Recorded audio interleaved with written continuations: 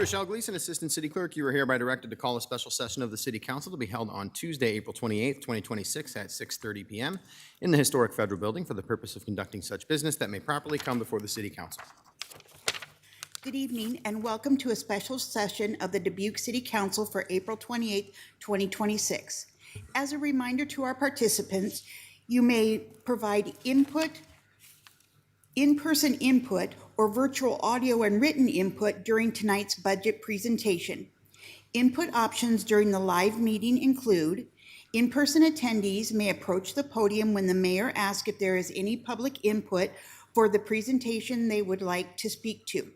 Remote attendees can log on to GoToMeeting using the login links, phone numbers, and access codes that appear on the broadcast and live stream and posted on the front page of the meeting agenda. These options include audio input and written chat input.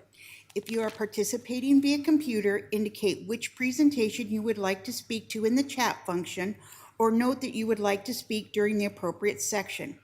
If you are participating via phone, indicate which presentation you would like to speak to during the appropriate section.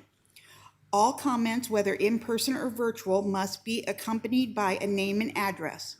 Additionally, written public input can be accepted by contacting the City Council directly from the city's webpage at www.cityofdubuque.org/councilcontacts and through the City Clerk's office email at ctyclerk@cityofdubuque.org. Attendance at tonight's meeting is as follows. Mayor Kavanaugh. Here.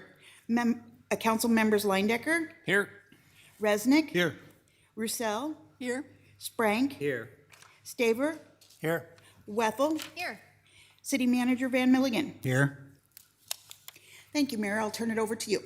All right, well, we have a public hearing here for fiscal year 27 amended budget recommendation. I'll take a motion to get that on the table, please.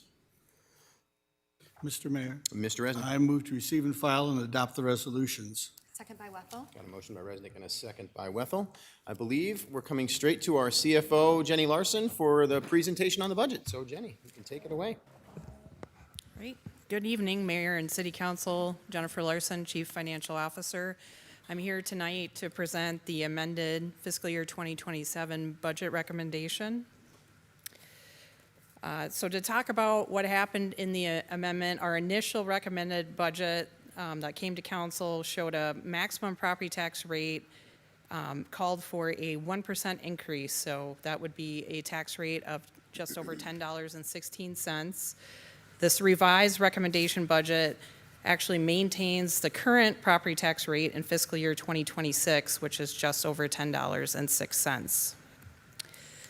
This adjustment was possible due to an increase of $223,385 in the recurring revenue to the general fund from DRA rent projections.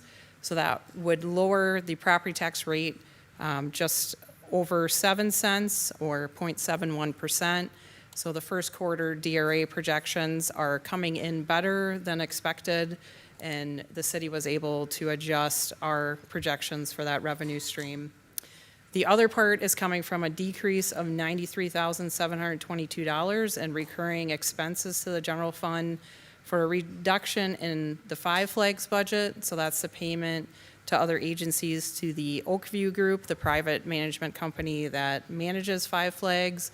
They've changed operations and expect gross income to be doing better, so we were able to lower that line item. So the combined change to the property tax rate now being recommended is a reduction of just over 10 cents or 1%, which results in no increase in the property tax rate from 2026. So again, this slide shows no tax rate increase, confirming 2026 tax rate as compared to 27, just over $10.06. So the residential property impact to the average residential, which is based on a assessed value of $213,211, is an increase of 1.97%, or $17.56 in the average residential homeowner's city share of their property taxes. Looking at the commercial property impacts, We're showing different property values here because there is a dual rollback that happens on both commercial and industrial. So the first $150,000 evaluation, the residential rollback is applied, and any valuation above $150,000 has 90% rollback. Whoops. So properties worth $150,000 would actually see a decrease, and that's due to the decrease in the residential rollback in 2027, which is 6.11%, or a reduction of just under $44. Commercial properties of $300,000 would still see a reduction, though slightly less, 2.11%, or a reduction of about $44. Properties at $450,000 would still see a minor reduction of 1.27%, or $44. And then the average commercial is valued at about $625,000. That value would see 16.93% increase, or about $720. Industrial looks similar because they have the same dual rollback system. So the $150,000 category would see that 6.11% decrease due to the decrease in the residential rollback. $300,000 property sees a just over 2% decrease, for $44, and $450,000, 1.27%, again, $44. So average here is actually a different amount, I think. Sorry, the average got missed here. I believe the average industrial is actually more around 960,000, but same percentage change, 16.71, or an increase of $851. Looking at statewide comparison of city property tax rate, Dubuque is the lowest tax rate at our current recommended tax rate of $10.06. The highest city is Waterloo at $21.76. They are 116% higher than Dubuque. And then the average, $15.35, is 53% higher than Dubuque. Moving to what taxable value per capita looks like. Here, the city of Dubuque is second lowest at $646.63 for taxable value per capita. West Des Moines is 119% higher than Dubuque at $1,418, and the average is 66% higher than Dubuque, so the average is $1,005. The revised recommended utility rate increases, for the most part, these stayed the same as originally recommended, but there was a reduction from 9% to 8% for solid waste collection or refuse. The other utilities, water, sanitary, sewer, and stormwater, remained at the original recommendation. So water, 3% increase, sanitary, 9% increase, and stormwater, 9% increase. So water and sanitary is based on 3,200 gallons per month for the average user with a 5/8" water main. So that would be an increase in total for utilities of about $6.59 per month. Our solid waste collection rate comparison, Dubuque is the fifth lowest at $19.56. Ames is 42% higher than Dubuque at $27.75, and the average is 2% higher than Dubuque, which is $19.94. Water rate comparison, this is showing the 7 largest cities with water softening, so that is what Dubuque is being compared to. Dubuque is the second lowest at $23.17. Cedar Rapids is 32% higher than Dubuque at $34.05, and the average is 2% higher than Dubuque. Sanitary sewer, Dubuque is 7th highest at $34.73.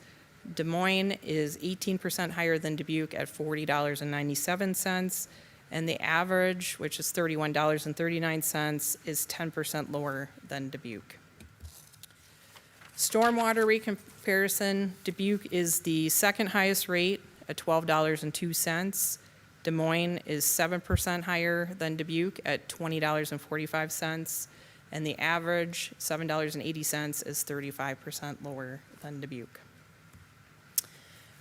The city of Dubuque, we're recommending some significant infrastructure improvements for water, sanitary sewer, stormwater, and solid waste collection. Over the next 6 years, there's a total of $240 million of infrastructure and vehicles and equipment being recommended. So these are essential for maintaining reliable and compliant services to residents, and those are the primary reason for the recommended enterprise fund rate increases. This 5-year capital improvement plan being recommended tonight does include $13 million of general obligation debt for fiscal year '27, and then over the 5-year capital improvement plan, a total of $76.7 million in additional general obligation debt. We do have strategic use of debt in those 5 years. We have some major capital improvements that we are looking to do, including 17th and Locust storm sewer improvements. We have east-west corridor capacity improvements. We also have replacement of our solid waste collection trucks. We have water improvements such as PFAS remediation and private lead water service line replacements, and multiple sanitary improvements, including Catfish Creek sewer shed and interceptor, and Old Mill Road lift station and force main improvements. This shows history and projection of our statutory debt limit used. In 2027, we're projected to be at 33%. In 2031, at the end of the 5-year capital improvement program, we're projected to be at 36%, and that further declining to 20% in fiscal year '37. Our total debt projected in '27 rises to $293.5 million. I will mention here, we have not issued debt in fiscal year '26. So the last time we actually issued debt was in '25. So that debt has been moved to fiscal year '27, increasing that number. At the end of the 5-year CIP in fiscal year '31, we're projected to be at $337.1 million, and that is expected to decline to $252.2 million in fiscal year '35. Our general fund reserves, our minimum required balance is 25%. We are maintaining a balance of 27% in '26 and beyond, which exceeds that minimum by 2%. That's for a margin of error to ensure we maintain at least 25% computed on a cash basis. But we're required by our credit rating agency to do our calculations on an accrual basis once our audit is available. So that gives us additional room for accruals changing. So again, our amended 2027 property tax recommendation is no tax rate increase, remaining at $10.06. And that concludes my presentation on the amended budget recommendation. Thank you. Thank you very much, Jenny. All right, well, this is the point where we are in a public hearing, so we'll take any public input that wants to be offered. The room is pretty full, so just a couple of thoughts on that. One, we usually stop it at 30 minutes. I'm happy to take it longer, so more people get a chance to speak. I would ask, though, if you could try to keep your comments 5 minutes or lower. I would appreciate it. That way we can get to more people and be able to hear from everybody. So thank you very much, and please. Good evening. Rob McDonald, 3399 Eagle Point Drive. I'm here tonight to talk about administrative overhead recharges and their use in the city of Dubuque and how it affects the budget and fees. I've read the various memos included in the budget agendas, and I've received 2 letters on the topic from CFO Jennifer Larson. It appears this process started in 2013 and is referred to as the modern method of cost allocation. I've seen the word adopted used when referring to using this modern method. It is my belief that this methodology was never formally adopted by the City Council by resolution. It appears the adoption is based on city staff introducing it and the City Council's year-to-year approval of its use in the budgeting process. The city staff has said the methodology of administrative overhead recharges calls for it to be layered in over 10 years or more. The reasoning behind this is that it helps avoid rate shocks to citizens and also allows time for the enterprise funds to absorb the added burden. These reasons come directly from CFO Jenny Larson. Those two reasons right there are a red flag and something that gives me pause knowing an accounting change needs to be layered in over the course of a decade or more because of its drastic effects on citizens and city departments. So let's look at some of the effects of this methodology and the change of the departments affected. I looked at the 7 main departments that receive administrative overhead recharge revenue: city attorney, city clerk, city manager office, planning, finance, communications, and HR. Looking at fiscal year 24, which is 10 years into the layered in effect, 7 departments in fiscal year 2024 took increases from the previous year of 35%, 76%, 50%, 26%, 19%, 79%, and 60% increases in 1 year from the previous year. The following year, after those large increases, in fiscal year 25, those same 7 departments took 23, 20, 28, 33, 47, and 39. And there was 1 department that took a 4% decrease. These don't appear to be examples of layering in increases, at least it doesn't appear to be. In the last 5 years, as I looked at it, fiscal years 22 through 27, the dollars increased. The dollars to these departments increased 76%, 124%, 96, 109, 101, 288, and 266%. So if you look at one of them, human resources, in 5 years, it went from receiving recharges of $382,000, it went up to $1.4 million in 5 years. The 7 departments in total went from receiving $4.1 million in fiscal year 2022 to $9 million in fiscal year 2027. That's a 120% overall increase. So how are these increases funded? Well, I'll talk about a couple departments. The water department had increased payments in those same 2 years, 2024 and 2025, they had increased payments into the administrative overhead recharges fund of 202%, followed by 46%. Just to show what that means, in 2024, they went to a $1.37 million of AOR after being at just $450,000 the year before. Prior 2 years, the water department was running surpluses of around $1.2 million. After that big charge of 2024, they basically had a surplus of $72,000. If you look at stormwater, same thing. In those 2 years, they had increases of 81% and 61%. So for the people listening, that means we took money out of those enterprise funds to pay into supporting departments.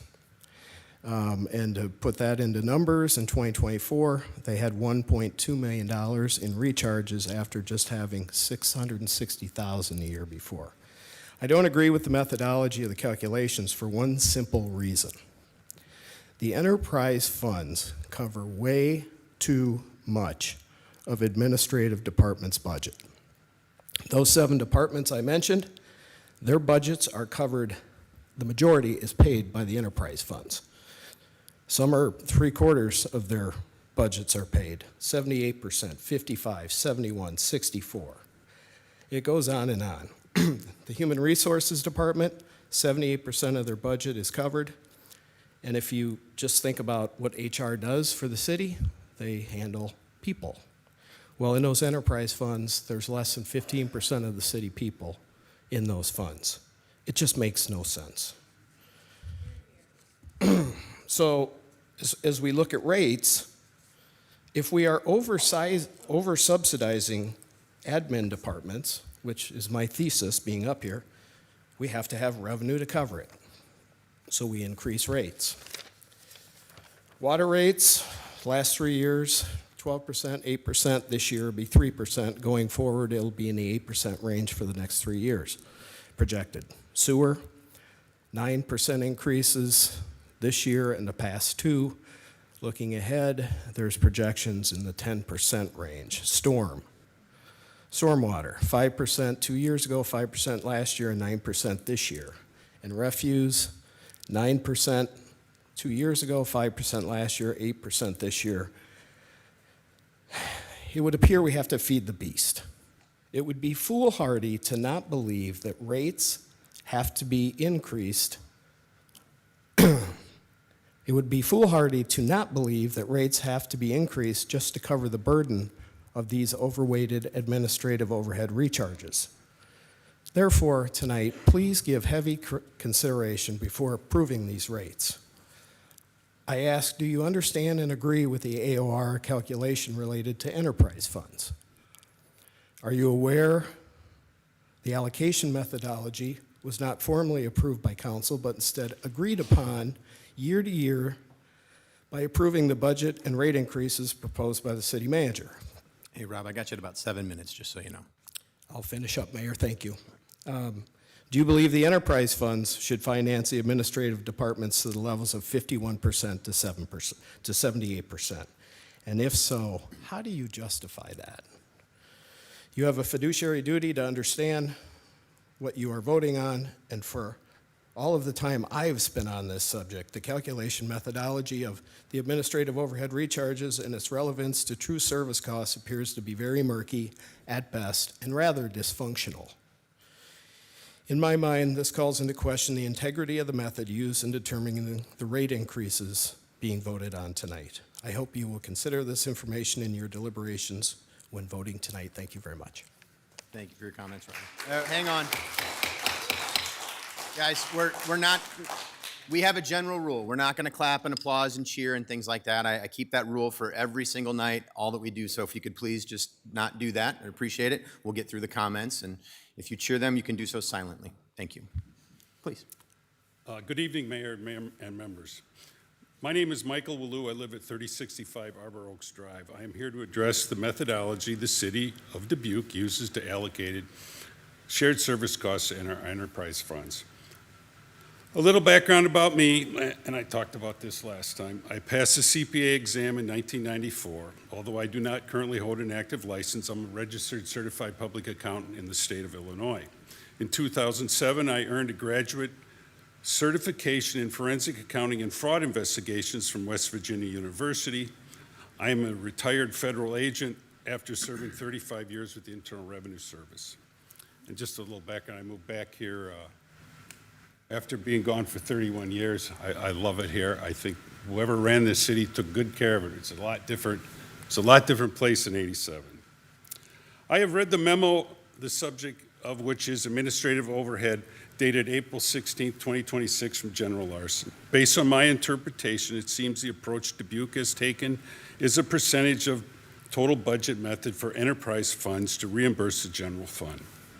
While our current percentage of budget approach is simple, it departs from the rigorous standards established by the state of Iowa and federal regulations.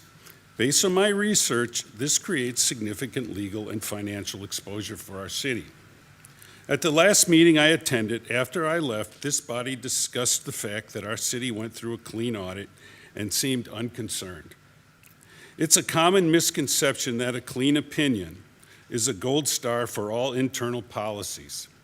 In reality, an audit is a high-level check for material misstatements, not a validation of management's specific business choices or legal risks.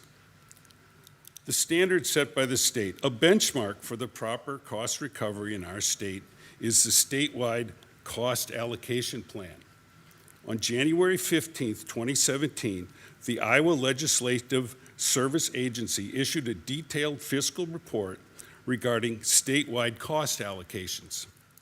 This report emphasizes that for a cost allocation plan to be valid, it must be based on actual services provided to non-general fund entities. This is also consistent with GASB Rule 35. The Iowa Legislative Service Agency guidance and the statewide cost allocation plan framework made one thing clear: costs must be distributed based on a consistent an equitable methodology that establishes a direct link between the service provided and the fund being charged. Why Dubuque's current method is at risk? By using a flat percentage of the total budget, or in our case, a portion of the budget, that's at least what I could tell from that memo, Dubuque is essentially using a revenue sharing model rather than a cost recovery model. This creates a number of vulnerabilities. Violation of Iowa Code Section 388.4. This statute requires reasonable criteria based on actual cost. A budget percentage is arbitrary. If the water department takes on a massive infrastructure project, the budget spikes, and under our current system, the bill to the general fund spikes, even if the actual workload at City Hall didn't change. 2, the hidden tax risk, Iowa Code Section 384.84.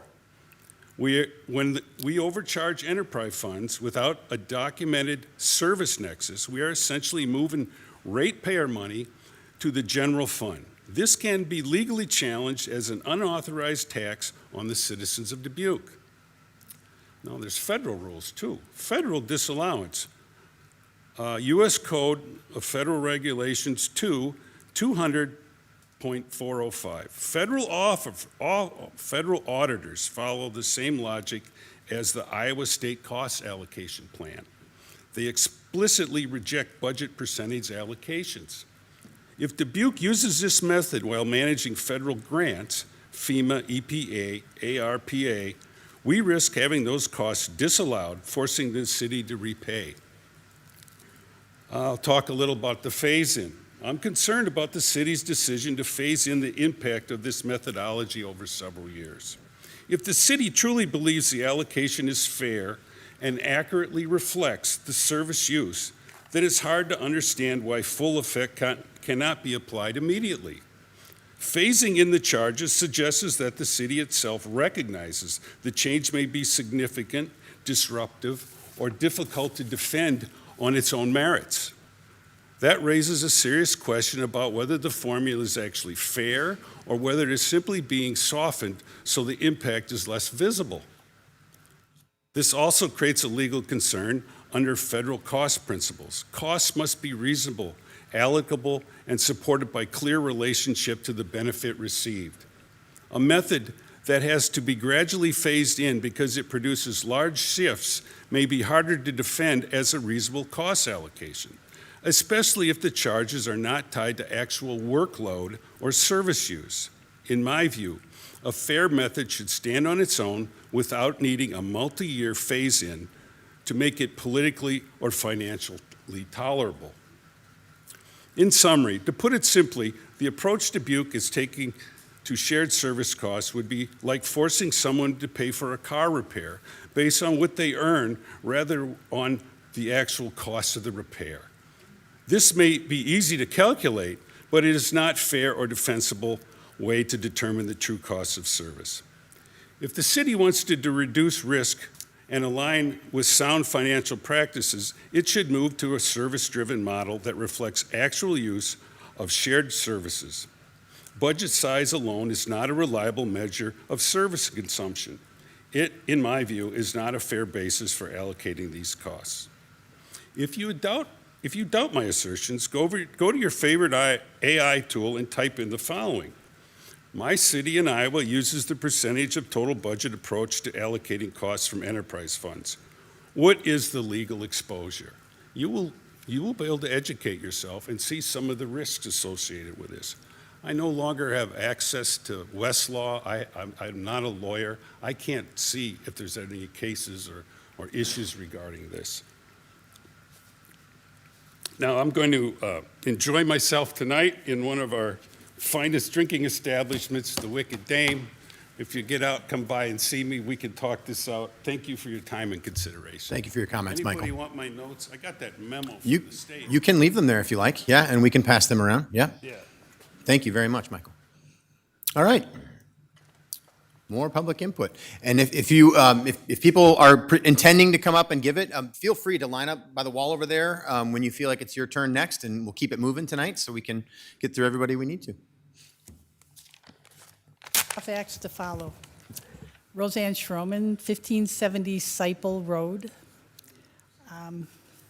I sent most of you an email earlier, basically asking that you act like most of us in the public, which is we tighten our belt. We can't afford things, we tighten it further. And there's no way to make other people help pay for things legally.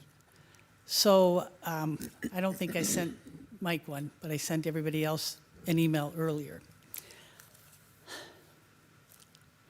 People don't attend meetings very often down here, or school board meetings, or supervisor meetings, because we feel, the public feels, that it's a waste of time. That all decisions are made before we show up, and why bother? So I want you to think very carefully on that, because I'm not the only one thinking that. I'm the one saying that. The saddest story I heard was a guy on AM 600 talking about building his house 40 years ago. He said, I remember every 2x4, where I put it, how I nailed it in. Now, because of taxes, I don't think I can stay in my house any longer. That's on you. That's on every city. Think about it. Thanks. Thank you, Roseanne, for your comments.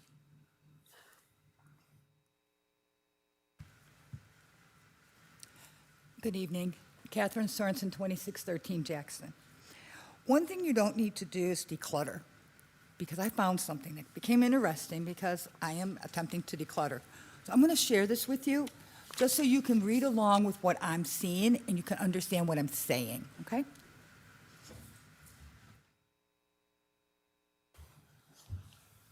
I also have extra copies if anyone is interested. So this is dollars and cents. Everybody knows what this is.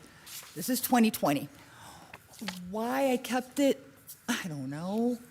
But I ran across it in the process and decided, ooh, something to read. Stopped me from decluttering.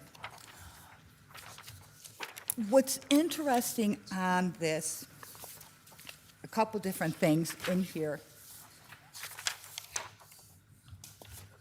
is the General Reserve Fund projections at 22%. And at that time, for fiscal year 2024, we were going to only be around $16,500,000. The general fund reserve is $24 million. So in less than 6 years, we've added 50% to that general reserve fund. And all I keep hearing is, it's for our bond rating, it's for our bond rating. That is money that came back to us from bonds we paid off, from interest rates we might have received, from all sorts of other things. And some of that funding should have went into the general fund. According to this, for 2024, it was only supposed to be 16 million. It's 24 million now. There's a lot of questions as to why we're now putting any of that back into the general fund and instead choosing to raise rates. On the other side of this page, of course, we have our lovely monthly utility bill, and I ran these numbers, and at that time, we were looking at the average person spending, 6,000 gallons of water a month was somewhere around $83.84. I ran my numbers currently without the increase, and I'm averaging between 80 to 90 a month. With these new increases, I'm looking over 100 a month. I spend between 3,500 and 4,000 gallons a month. 2 people, no dishwasher. So there's a lot of concern with how these numbers are coming up and where these numbers are coming from, because I am a 2-party household. So I know what my bill is looking like every month, and these numbers are not always adding up correctly. It does clearly state that the city's wastewater collection and treatment system operates as a self-supporting enterprise fund, which means that it's funded only with revenue from user fees. It does not say we get to transfer money out because we might have a surplus in that fund to cover other departments. All of this says the same thing. There is no asterisk anywhere in this little booklet that says these numbers can change at the discretion of the manager. At no point does it say with an asterisk with board approval. At no point does it say you're not funding 4 departments, you're funding 9 departments with your utility bill. So nobody really knows what's going on until we actually start coming to board meetings and start looking at things and start questioning things. My biggest concern with the reserve fund is us not taking and putting any of that in our general fund, whether we're talking $500,000, we're talking $1 million. That's my concern. The Moody rating is not going to go down if you have 22% like it said it was supposed to. Your Moody rating is based on what your ability to pay back is, not what's sitting in your reserve fund. And you're looking at a TIF fund right now that's going to be receiving $19 million this year. You have a $99 million debt obligation, and about $8 million of that pays off that debt obligation every year. Those are numbers you need to be concerned about.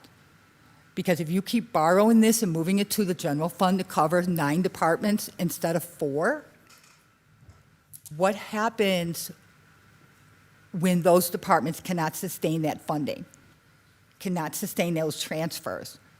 When you need those water and sewer, that money to pay off future water and sewer treatments or replacement that's going to happen, and you may not have all that federal money that we're all hoping you're going to get. Those are the concerns. You're becoming dependent on something. And becoming by dependent on it, the backfall is, hey, we'll go to the taxpayers and ask them for some more money. But the taxpayers don't realize the utility bill is technically not paying just those departments. It's paying 9 departments, not 4. Have a good night. Thank you, Catherine, for your comments.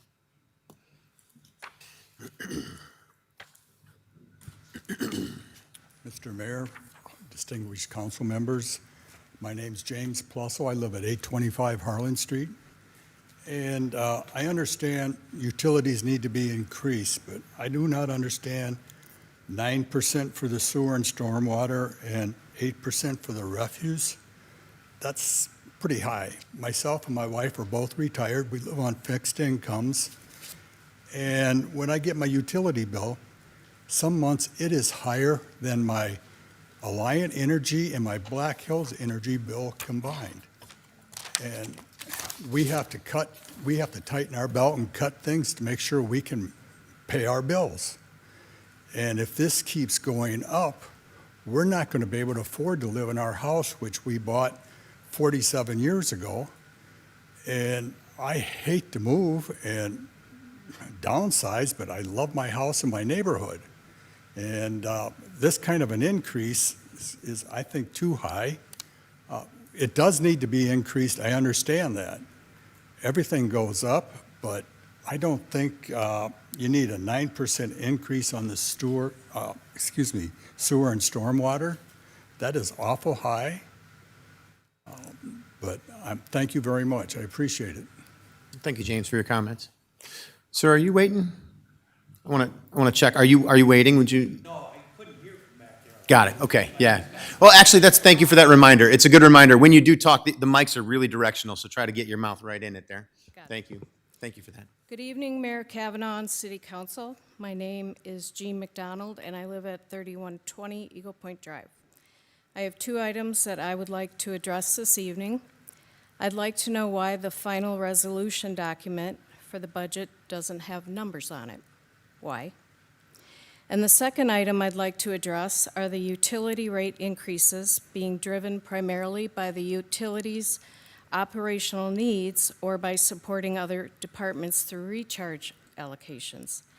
If a significant portion of utility fees are being used to fund other administrative functions, how is that being justified to taxpayers as to being funded through general taxation? A methodology that provides a closer tie to the actual services provided would be appreciated by all of us, and it is your fiduciary duty to do so. I hope that once you know better, you'll do better. Thank you. Thank you, Jean, for your comments.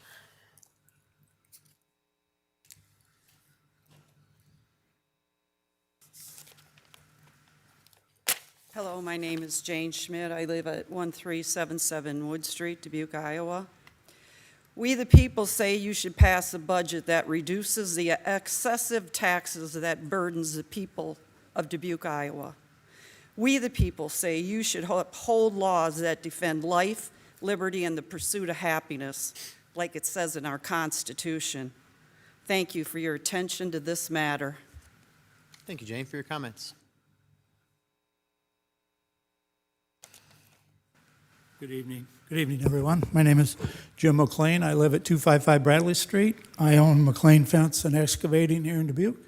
I've been at that for over 40-some years, and that is at 5095 Pennsylvania. I could probably hit on a lot of different things that were said here prior. I don't have anything scripted. All I got is what's in my head and what I hear from the people out there. We've had a lot of customers over the years, and I can probably say probably 99, 97% are satisfied.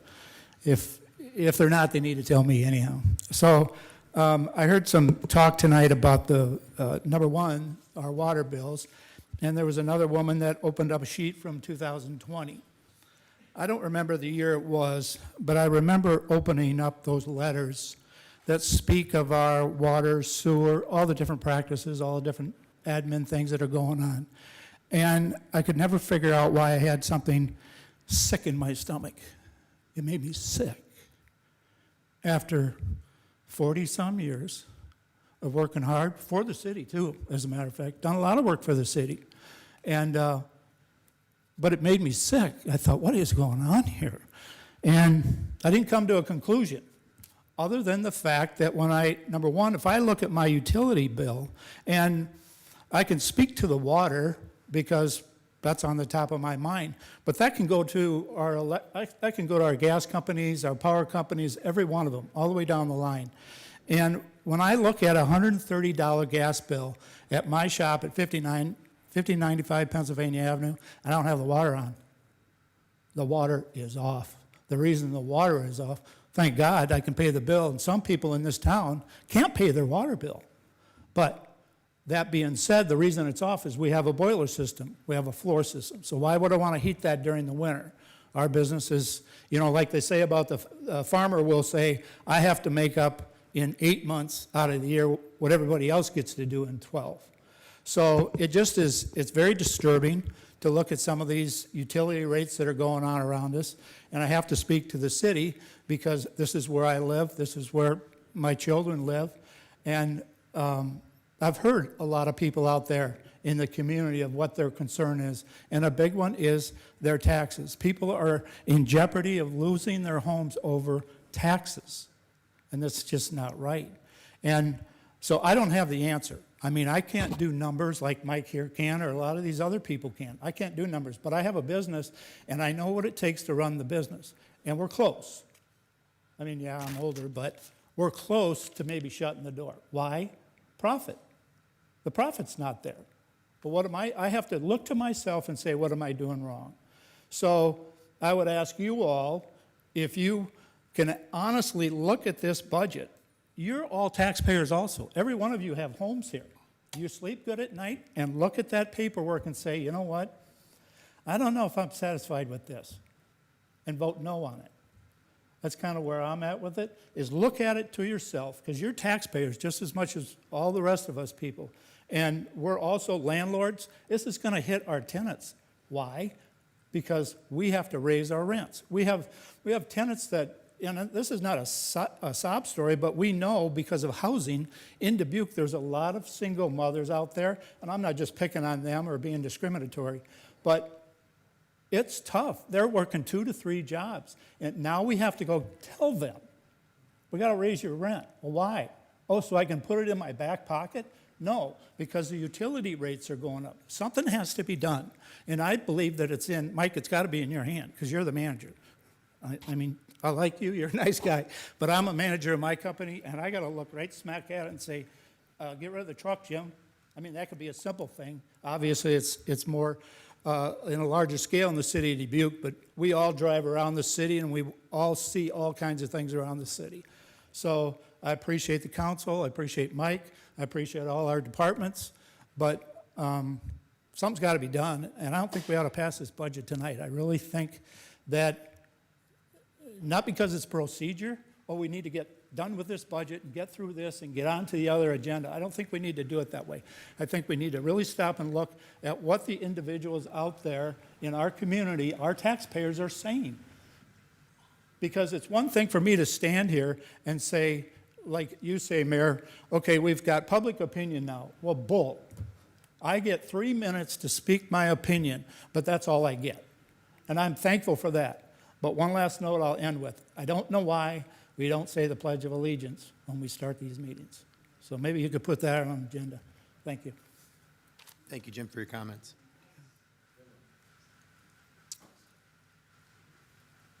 Other public input this evening?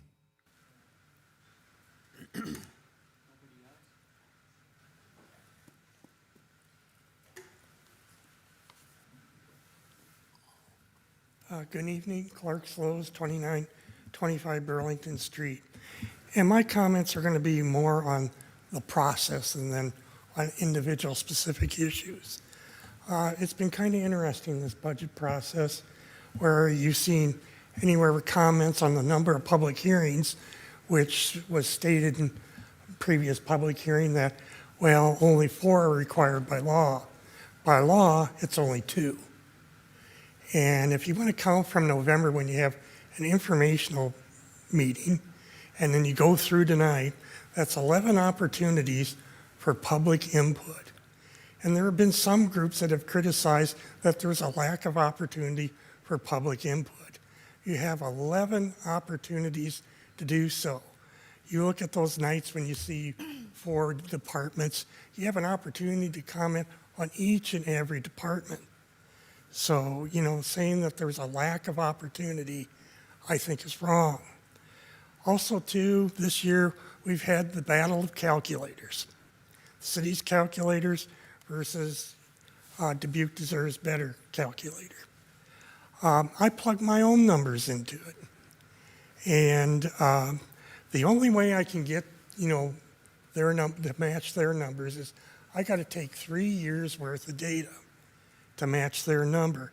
And they take that number and say, that's the increase per year. No, it's not. They show you the calculations and how we came up with, what the tax increases were because of the increase of assessments. They actually show you the calculations on one of their blog posts. And when you get to their calculation sheet, when it comes to the utilities, they just have a number there, $189.90.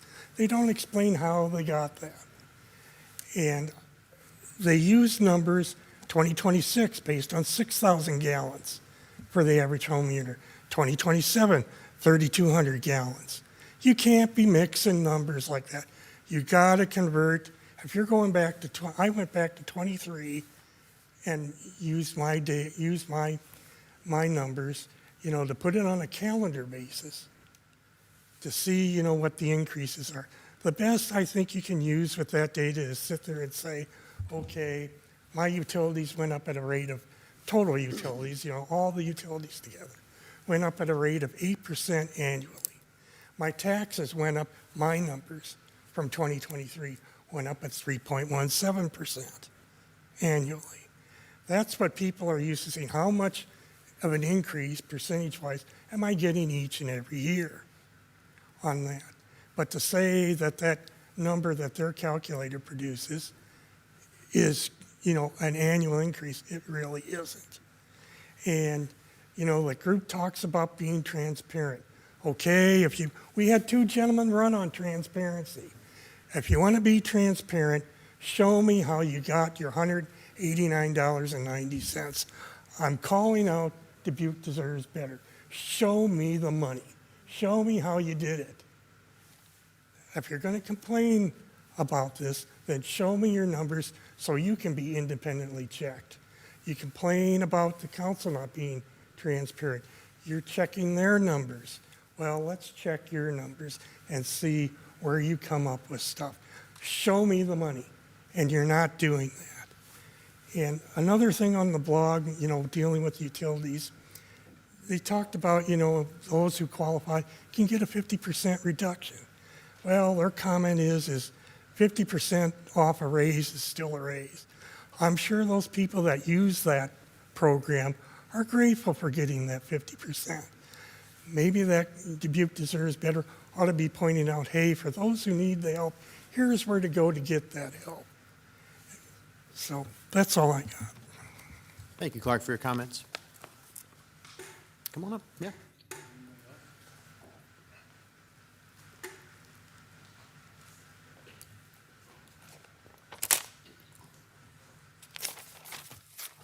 Leonard Dress, 541 Groveland. I remember the first meeting of this month when I was up here saying that I disagree with the 3%. And I'm glad now we're at 0 for property tax raises. And I know it's hard to do stuff when you're taking stuff down to last year's money level. And then the second meeting was with the increases on the water, sewer, the garbage pickup and that. And I got back up and it's like, it seemed to me that it was just, now we're shuffling money from here to there. And I don't mean to say that in a bad way. I trust every one of you. I appreciate every one of you doing what you do all the time. My biggest concern is last meeting, last week, was when I said our police department. I got no problem with spending any dollars. Our fire department, because I want the best of the best representing and taking care of this city and protecting this city. So if I hear anything that's going to be spent for them departments, I'm on board 100%. The emergency management and communications, the health services, that's all stuff that's there looking out for all the citizens too. And that to me, that's good money spent. And over these meetings, I heard, other groups get up and talk, what they would want. I won't talk about what I want. I will talk about what I need and this city needs. And that is the police and the fire. Thank you very much for listening to me. Thank you, Leonard, for your comments.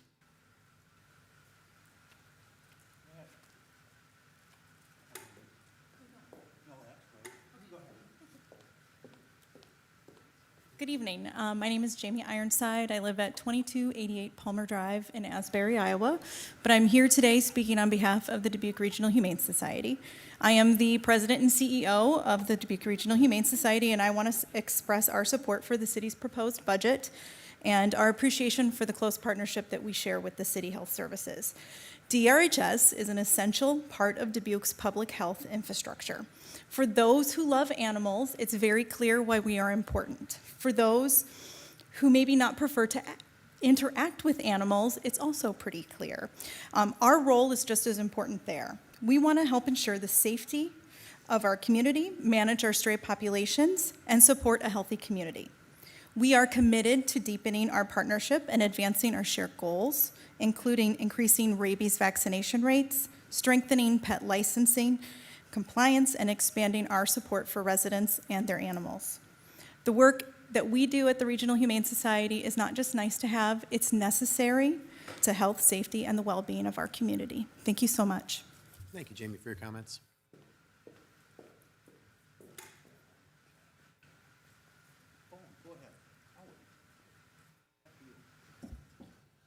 You'll be next. My name's Chuck Harris, 2473 Jackson Street here in Dubuque. Just one thing I wanted to mention as I was doing some Googling, shall we say. There is an Iowa property tax credit form that's available through the treasurer's office for folks who are 65 and older. It's not just the valuation. This is a straight credit based on income qualifications. So it's something that folks can file, and if they're 70 and older, it actually starts to cap out some of their property taxes and decreases some of those increases that come around. So it's something that that if we can lobby our county officials to start promoting these programs that are available through the state of Iowa to help folks who do qualify for these programs lessen these increases and lessen those things. Also, I'm I'm on the MFC board, and just wanted to mention that I do support the continued support that you guys have shown over the last number of years for the MFC. Thank you. Thank you, Chuck, for your comments. All right, your turn. Come on up. All right. Yeah. I don't have to lower the thing. Yep, Randy's got you here. He's going to help you out.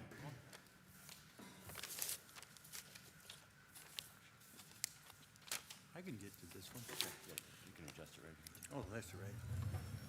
I'm not crippled. What the heck? Hi, I'm Roger Arnstorff. I live at 3935 Creston Street in Dubuque. I'm here to, it's a budget meeting, and I really like the idea the city works on a budget. I think all the taxpayers have the same thing, a budget. If our gasoline prices go up, we have to move dollars like I heard earlier. Food prices go up, we have to move dollars, and I kind of hear that here is, you know, I don't want to say a snafu, but money from over here goes to over here. The things that scared me about the budget and percentages, I'm halfway decent with numbers, but when you have an increase of 9% in 1 year for one thing, if it's refuse, if it's water, if it's stormwater, and then some of the other percentages like the first gentleman that spoke, I forgot his name, McDonough or something, he had a lot of good numbers, and some of them are really scary. When you're going up over 100% in 1 year, if your gasoline went from $3 to $6 in 1 year, you'd be screaming. So I'm just a little leery of moving money from over here, and now this department gets 9% more. This department, human resources, gets, I don't want to exaggerate, a great percentage more. I'm a little leery of that. I appreciate the first young lady when said that we're really not looking for increases in our tax rate. Is that, am I correct on that? So if we're pretty much staying the same, I think that's great, but I'm very, very leery of some department getting a 100% increase in 1 year. Thanks for your time, guys. All right, thank you, Roger, for your comments.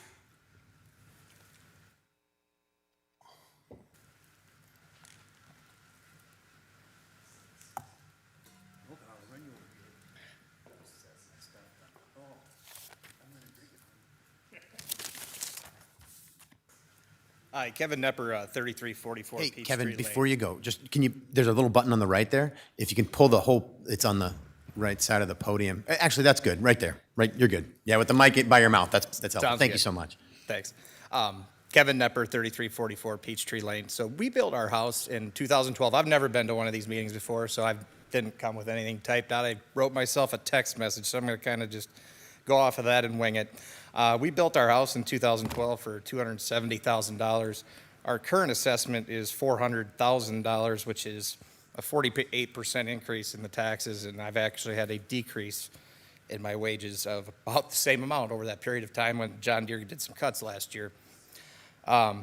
First, as I was looking at the presentation, the one thing that stuck out to me is we should maybe speak in significant numbers. When I worked at Deere and other places, we do a lot of data analysis and projecting stuff and making presentations. I got a little bit confused just with some of the pennies on some of the slides. I think maybe in the future on significant numbers, hundreds, millions of dollars, we don't really need the pennies on the graph. I think they just kind of get in the way and they obscure the message. The other thing I did notice when that data was being went through, did show that Dubuque was the lowest property tax rate above 7 top cities, and I believe Waterloo was the highest.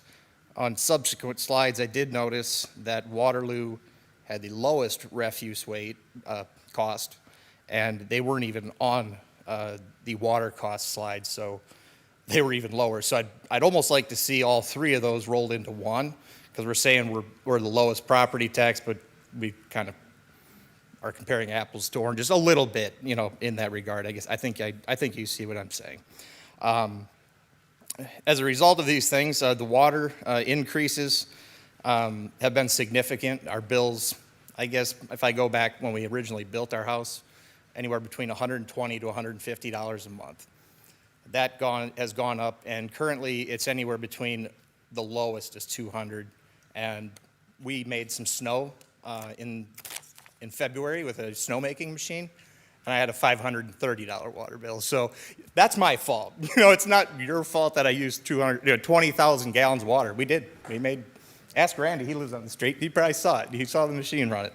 But anyway, so my problem with that is I'm going to speak in generalities. I pay a penny for the gallon of water and then 4 cents to put it down the drain. And I have no alternative to use water in that manner without paying for that. So in that regard, I have gotten a hold of the city water department. They really said there's nothing they can do. I don't know if there's any consideration or ways that could be looked at, maybe differently to average it out. Let's say you take your October through April usage at a property of sewer and you extrapolate that and say it's pretty much going to be the same throughout the summer. That increase, they're using it outside. They're watering their plants, they're washing their cars, they're watering the lawn, trying to make their house look nice, that kind of thing. The other issue I have with the water is I do believe that a lot of the changes that are being made, I think there's a lift station on Old Mill Road that's been going in and a lot of other stuff. I have concerns that when Simmons came to town, I don't know the exact numbers, but and maybe there's some other commercial properties too, but they increased that wastewater flow by huge amounts. I don't have the numbers. I know it's very significant. And I feel that companies such as them that cause these issues and we have to make these upgrades, that Simmons or other people, other businesses should have to burden that cost and not the citizens. The last comment I have to make is due to the property tax and water rates in Dubuque, even before this even came up, we've been looking in the county and in Wisconsin because it's simply becoming way too unaffordable to live in Dubuque in the city limits. Thank you. Thank you, Kevin, for your comments.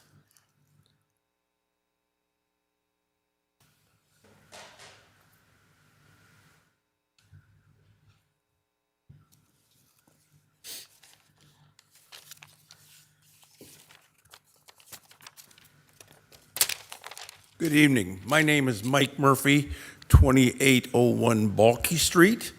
I'm fairly new to Dubuque. I've lived in eastern Iowa and moved here just last fall from Dyersville, where they do say the Pledge of Allegiance before the meeting.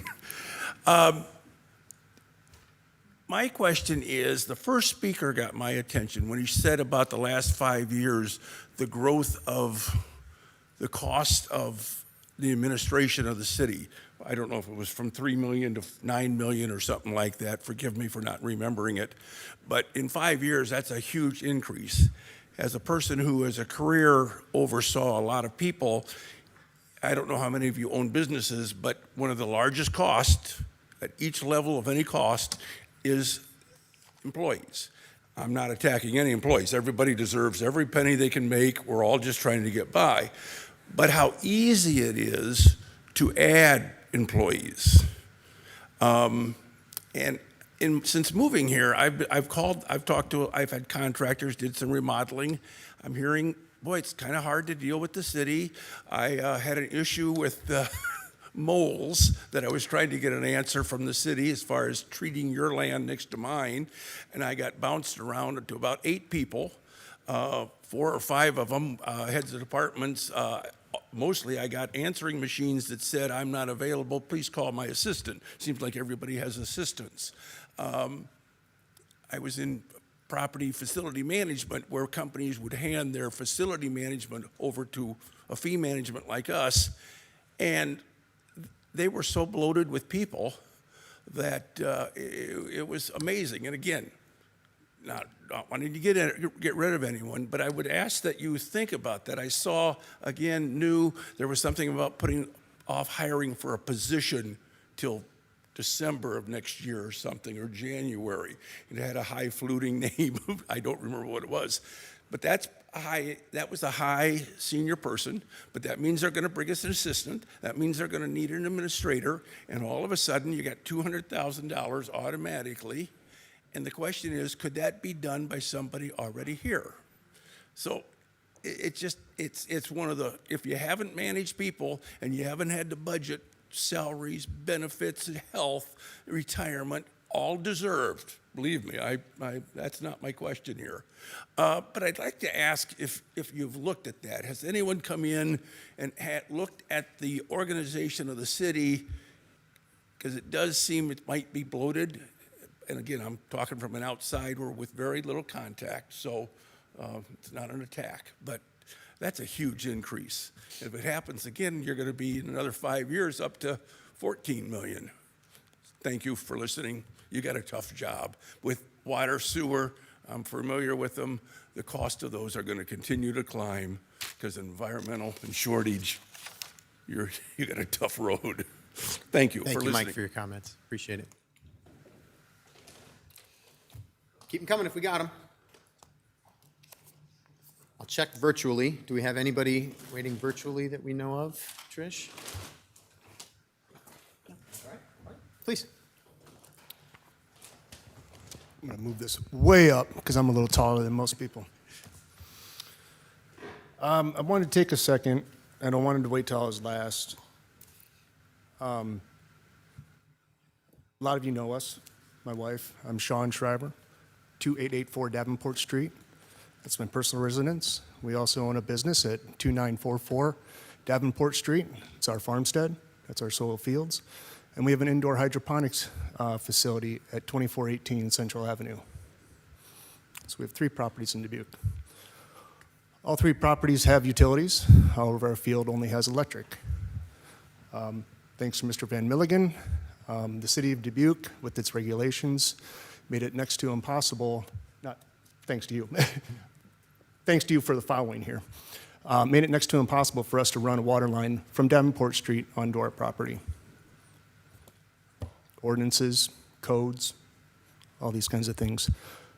We presented that to the city water department.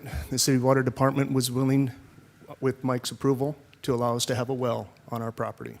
We have not installed that well because that requires about a $30,000 to $40,000 investment in greenhouse to cover our field to pay for a $30,000 well.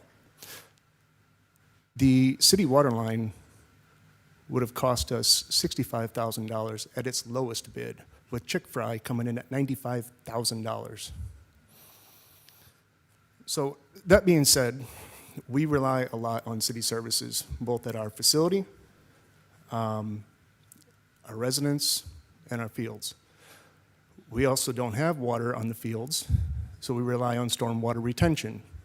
So a lot of the water that could be going down the stormwater sewers is coming down from Davenport Street from 3 houses, going into water cisterns, which a generous cost matching grant by the city allowed us to purchase large water cisterns to harvest that water, to use for drip irrigation, conserving the water again on our soil crops. I guess what I want to say is,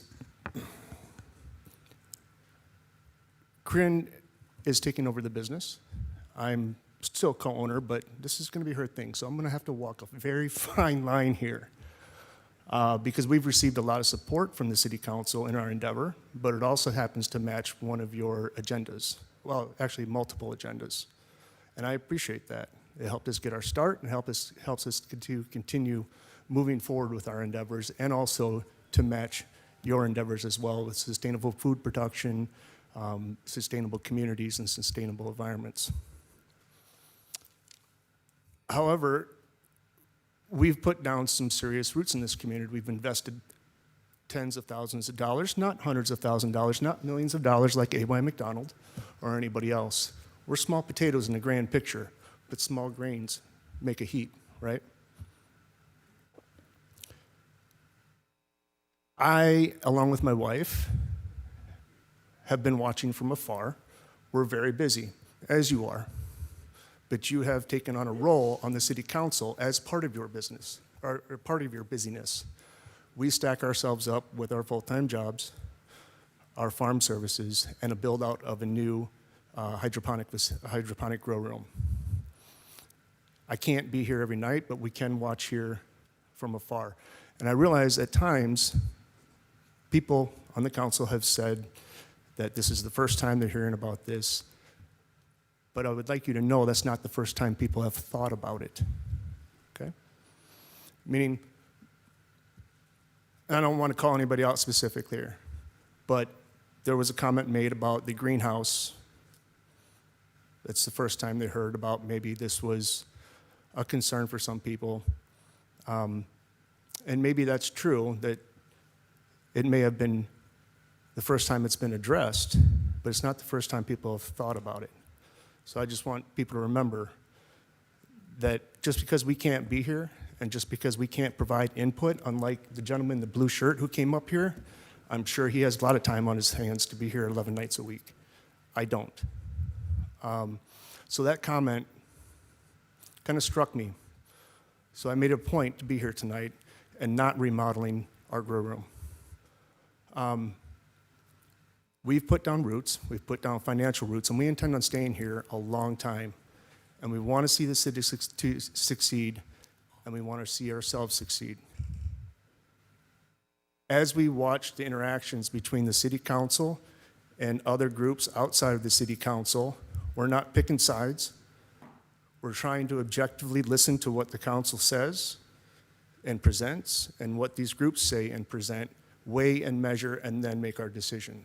Objectively, not subjectively. When I hear comments seeming to kind of poo-poo public input, the greenhouse is not a big ticket item in the overall city budget. It's not. It's not. And I'm picking on this one example because that is kind of relevant to what we do. Small grains make a heap. Over the interactions back and forth, the information has been presented back and forth. Although we feel very confident in the city council's support of our endeavors, we don't always feel confident in the direction that the city is moving and how they're operating. Okay? Again, we plan on being here a long time. We just secured a 15-year lease on our building. We intend to be here 20 to 25 more years, God willing. We don't work ourselves to death. So when I hear small suggestions, maybe they were taken seriously, but what we heard in the background on some of these issues, it didn't seem like they were being given much weight. My dad once told me save 10% of every paycheck. Are we going to wait to save $1 million by hoping one day we'll inherit $1 million and then we have $1 million in savings? Or should we put maybe $10 or $100 out of each paycheck moving towards that $1 million? Which one's going to happen faster?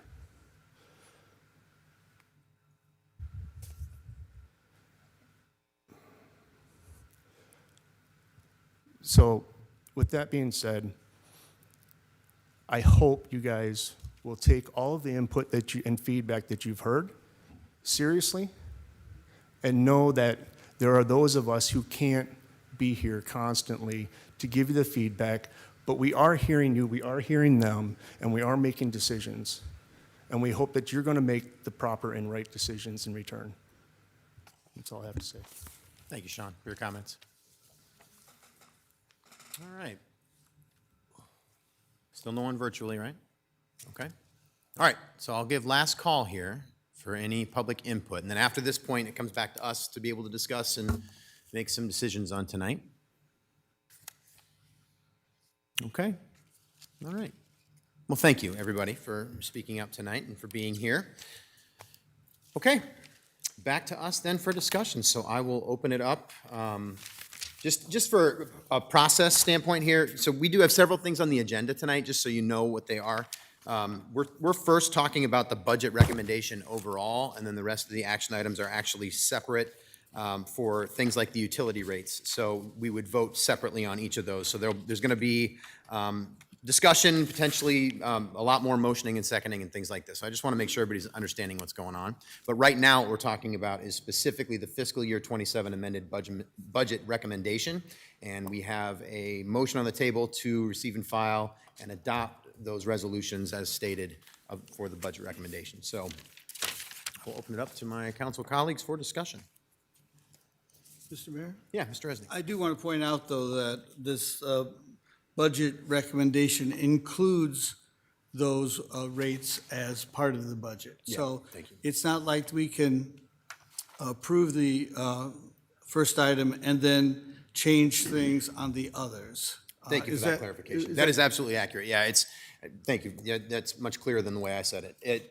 We are basically voting on the whole package first here, and then everything else is we set the rates individually. So those rates have to be set by ordinance, which is why you see a motion A and motion B on there. So we basically are deciding now on what those rates are going to be and moving forward with that. So thank you for that clarification, Mr. Resnick. Is that clear to everybody? Okay. All right. Ms. Wethel. Just a few thoughts. Every year since I've been on council, I started in April of 2022. My first budget was 23. So, sorry. And so every year at the end of budget, I try and go back through and pick out individual things that were not approved.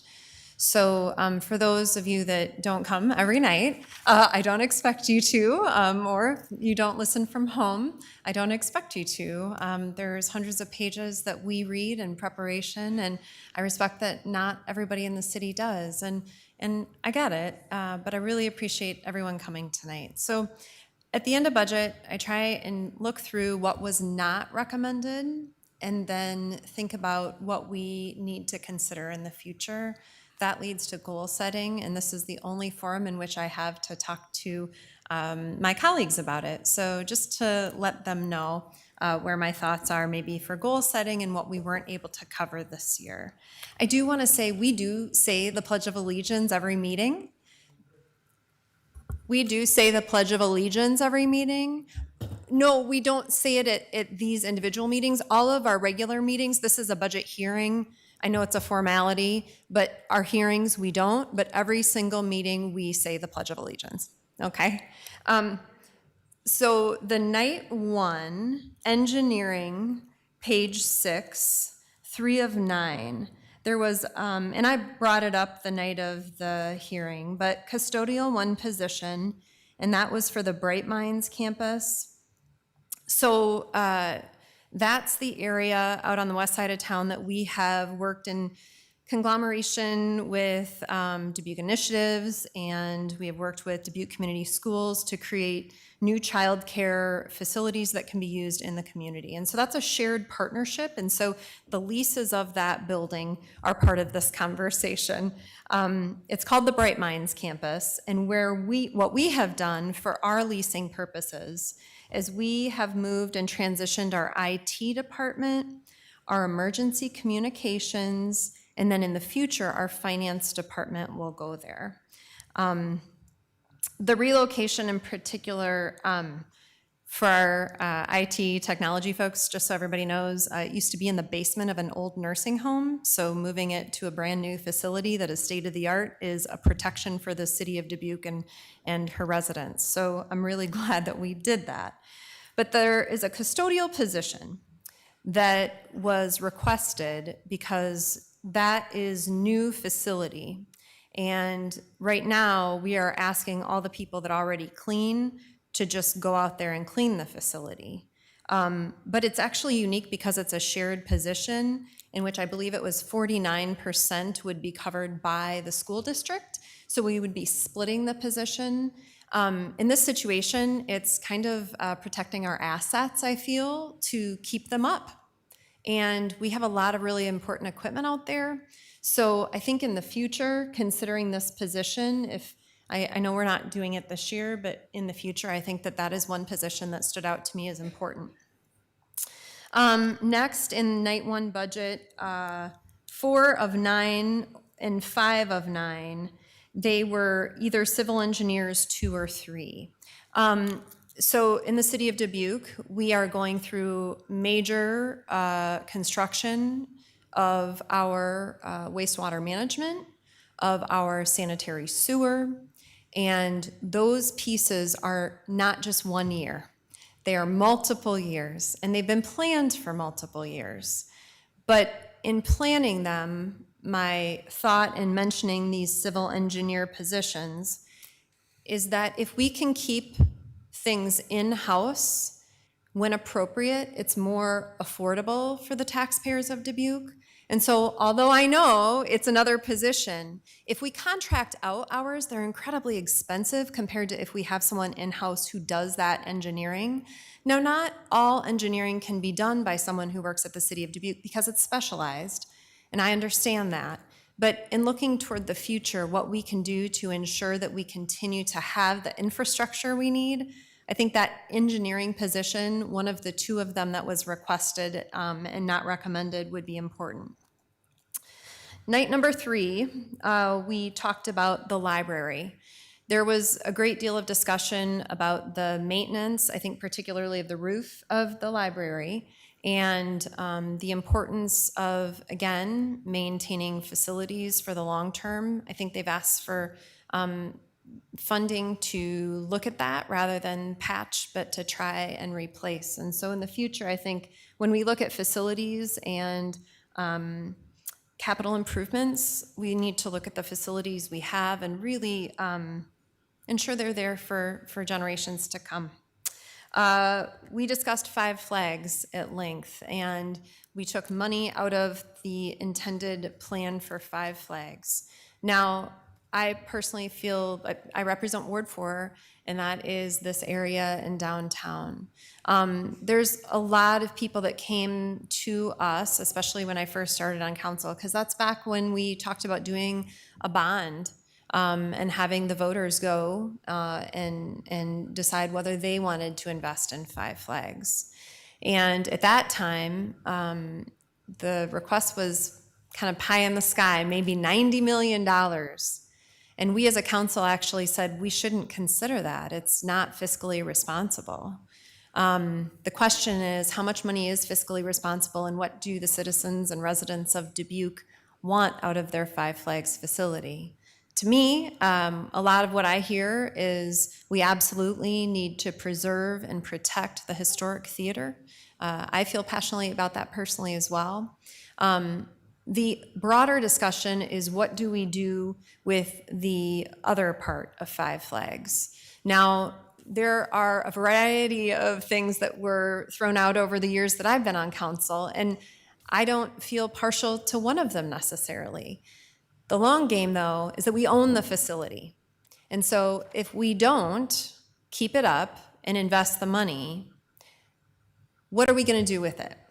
Nobody's knocking down our door to buy it. I've had people say we should turn it into housing. I've had people say look at it as a facilities for youth sports and community sports facilities.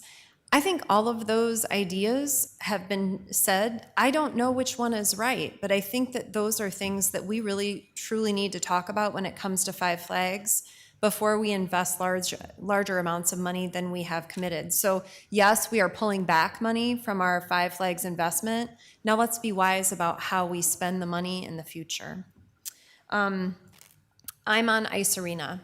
We have 1 sheet of ice. There's been a variety of feedback that we have received from professional consultants that say that our ice arena is unique to our metropolitan statistical area. Basically, there's not a lot of places that have hockey ice, and ours is full. Bringing hockey into our community is not just for the residents of Dubuque. It would be opportunities to bring families into Dubuque and to have our own residents get to stay here to play hockey. Creating another sheet of ice potentially could be something that fills our hotel rooms. 50% of our hotel motel tax goes to our general fund to lower taxes. So when we talk about things that have to do with tourism, they do affect our ability to keep our taxes down. So I think that as we think about if we're going to invest in facilities that are for recreation, a sheet of ice is something I hope we can talk about at goal setting this year. Parks. We considered staff for maintenance and operations of the Parks Division. Last year, people came very passionately and talked to us all about reinvesting in Eagle Point Park, and I too feel that that is something we must do in the future. Last year, we ended up adding a maintenance individual for Eagle Point. We felt like that was something that was not recommended, but we as a council wanted to add. Maintenance of our parks is important. I hear it all the time. Our recreational areas are one of our biggest gems, and I think we need to maintain them. So adding staff to do that, if you look per capita at how much parks we have in acres compared to how much staff we have to maintenance it, we have grown our parks a lot. We have not expanded maintenance staff as much as I think some people say that we should consider. And so that too is something I would like to discuss. Night 5, in the past we have talked a lot about the city attorney's office. The long-term plan for city attorney's office to ensure that we have legal services within versus needing to contract out. Again, the cost of contracting out being much more expensive for the residents of Dubuque rather than having our own staff to do it. Now, just like engineering, there's specialty law that we would not be expected to be able to do in our legal department. But moving forward, I want to make sure that we are having that coverage when it comes to things like moving forward quickly on dilapidated properties so that they do not need to be condemned. Those little things are not little to me when it comes to Ward 4. It's a tragedy when we have to take down an old building to me. And so anything that we can do with our attorneys, staff moving forward, I think that we should keep it front of mind. Right now, they are well-staffed, they feel for what they need. Next, the Night 7 was emergency services and in emergency communications. So what that night included was a discussion in our emergency communications, one of 6, and this was on page 95 of the night. And basically, what is happening is that the state has originally said that we were going to get funding that we are no longer going to get unless some major legislation happens at the very end of the legislative session. That money needs to now be taken up by the city and county because it will no longer be funded by the state. That can change if our state legislature changes the way that they are allocating those funds. We're talking about emergency services and communications, folks. This is not a joke. These are the people that take care of us when we call 911. And the fact that we are having the rug pulled out from under us, and now our general fund is going to have to potentially fund this long term. This is hundreds of thousands of dollars.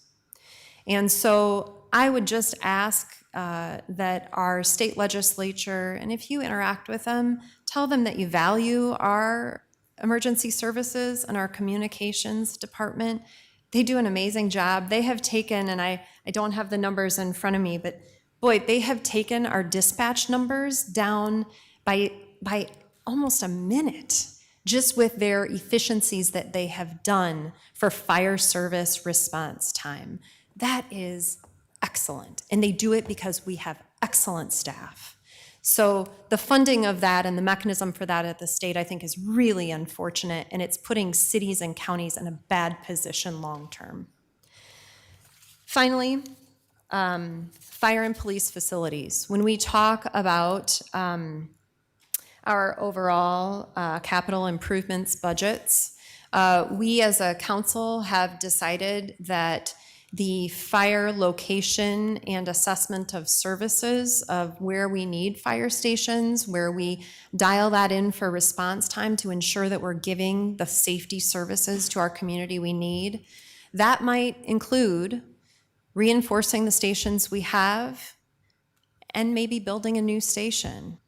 That service is expected by our residents, but that's a large amount of money that we will have to look at investing. And so that capital improvements piece will be here around the corner for us.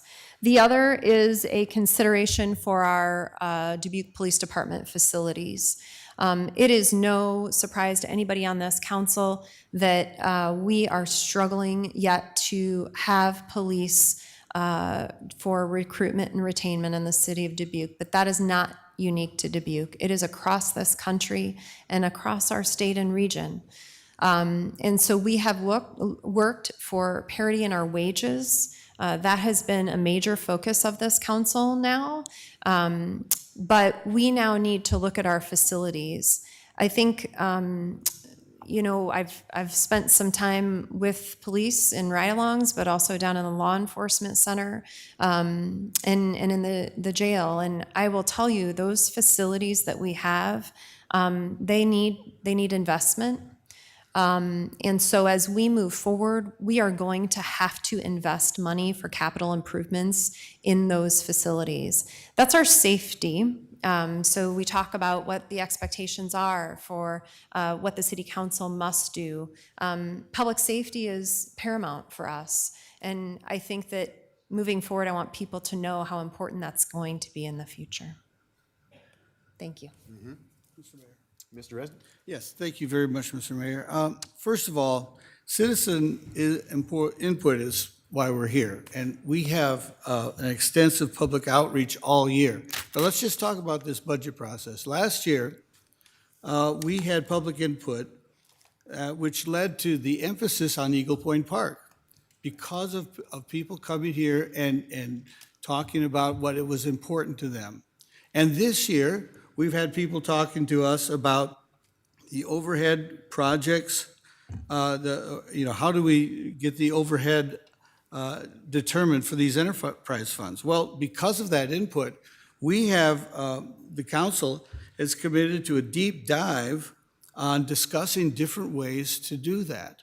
I do think that these big decisions like that deserve deep consideration, and that it shouldn't cripple this process, though. We're not going to have that big discussion and talk before we need to have a budget legally approved by the state of Iowa. So, but the input is important. And it was last year for sure, and it is this year for sure. We're definitely going to look at the different ways to talk about supporting those enterprise funds. So, first of all, I do want to say that. And we appreciate the public input. That's why, we appreciate that all year. And now I'm going to talk about what my ideas are on this budget this year. So, as we've talked about, the budget is a reflection of the goals and priorities established the previous fall. And those are a reflection of citizen input. We come together. What do the citizens want? What are they talking about? How do they want to improve our community? Well, it gets to be a long list. And just as many of you come up and challenge us to do better, we get a big list how our community could do better, including us. So I am always concerned that we accomplish these resident goals in a measured, fiscally appropriate way. We just can't go crazy on it. We have to plan things. We have to have 5-year goals, those type of things that were referenced tonight. So how do we do that? To me, that is reflected by the tax rate. So I always speak from this table for no increase to the tax rate or a reduced tax rate for our taxpayers, and that has occurred too in previous years. This budget accomplishes both. So the citizen goals that we have considered and are considering and listened to tonight, and we're going to work on those. So citizen goals with no increase to the tax rate. So first of all, I want to say I applaud the know-how and the determination of this council and our expert city staff to bring this admittedly tough combination that I just mentioned to us and to our resident taxpayers. So I intended to support it. Thank you, Mr. Mayor. Thank you. Ms. Russell. Thank you. Dubuque is the place I've always called home. It's the place that my family and friends call home. And we all in this room, we want Dubuque to be a place where we can enjoy a great quality of life. And knowing the challenges in society today, we have worked hard to make sure that residents get value for their tax dollar and investments that create the kind of community that we all want to call home, and make sure we are poised for future growth that's going to benefit our community and keep up with the infrastructure in our community. We want Dubuque to be a place with high-quality services and effective and efficient services. So we have listened to all of the budget hearings every night. We've listened to input from our residents. And there were some themes that came through, and one of them was that residents want to make sure that we are being effective and efficient with our tax dollars, doing less with more. And so some of the themes that came through as I was listening to the budget hearings, first of all, started out right off the top with, as Ms. Wethel referred to, the things that we knew right away would be great to have, but we're not going to do them. We just chopped them off right off the top. And then as I listened to all the departments, I heard people using technology to create efficiencies in their work processes all across the organization, doing more with the existing resources they have. For example, taking our administrative professionals and having them serve multiple departments efficiently and effectively. Working diligently to find grants that are going to greatly reduce the costs for taxpayers on these necessary projects like sewer and water projects. Being fiscally responsible so that we can obtain favorable interest rates that's going to save our taxpayers money. Finding clever ways to address the unfunded mandates that come down to us from federal and state organizations for things we must do, but we do not receive funds to make them happen. We had departments that reorganized to gain efficiency, and one department was even eliminated. And our employees are striving to work safely, and because of that, our workers' comp insurance was reduced by over $334,000 just through the efforts of our employees to working safe. We also work to provide a safe community with high-quality police, fire, and emergency response. Such an important and expensive investment to keep our community safe. So overall, I am pleased to be able to support having no change to the tax rate for fiscal year 27. Thank you. Thank you. Mr. Staver?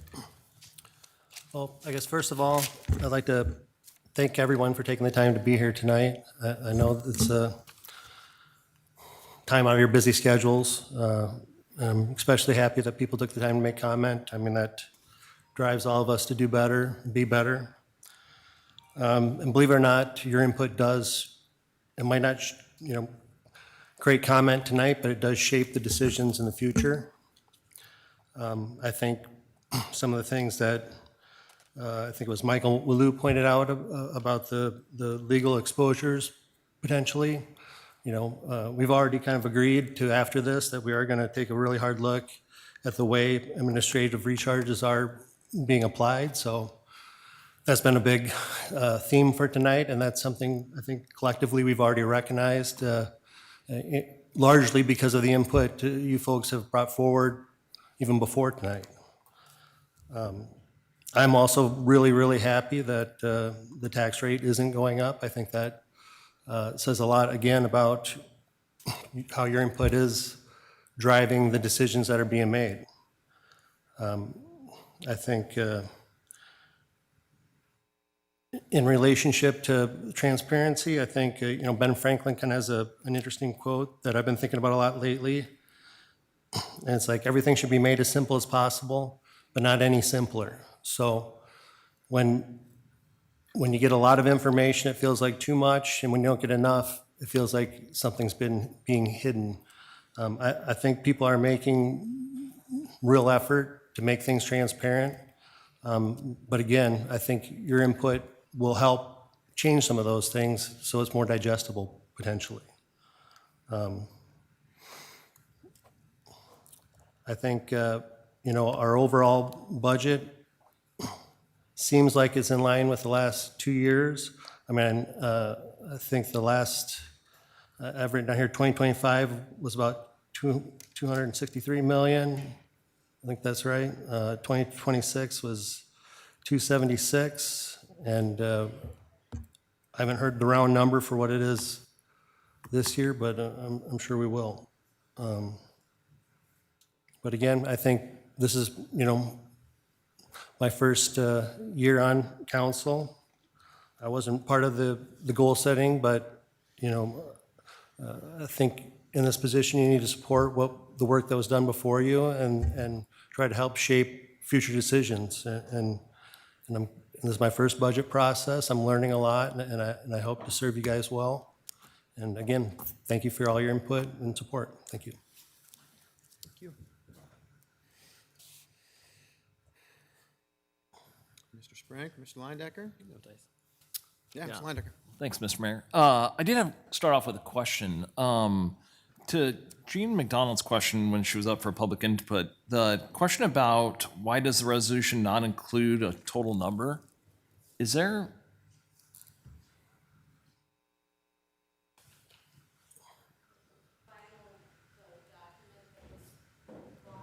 Yeah, no, I think we recognize what you're referring to, yeah. It's the resolution that's on the agenda itself. Yeah. Right.